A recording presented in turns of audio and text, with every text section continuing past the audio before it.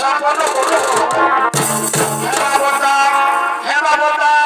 আমরা সমস্ত দেবতাগণ করবে খাইছিলাম না, এই মৌলিক তোমার জীবন কল্যাণ যজ্ঞ আমি শুরু করবো।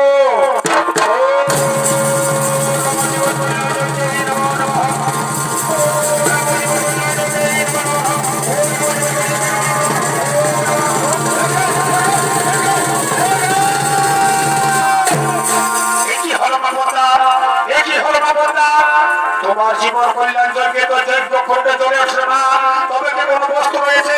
তবে কি কোনো বস্তু বাকি আছে? সঙ্গে সঙ্গে বিষ্ণু দেবতা বলছে, আমি তোমায় বলেছিলাম মা, তোমার জীবন কল্যাণ যজ্ঞের পর কোনো রক্ত প্রদান করতে হবে। আমি যখন প্রতিজ্ঞা করেছি অবশ্যই তা করিব পূরণ। আমি এই মুহূর্তে আমার বংশ ছিঁড়ে আমি রক্ত দিব।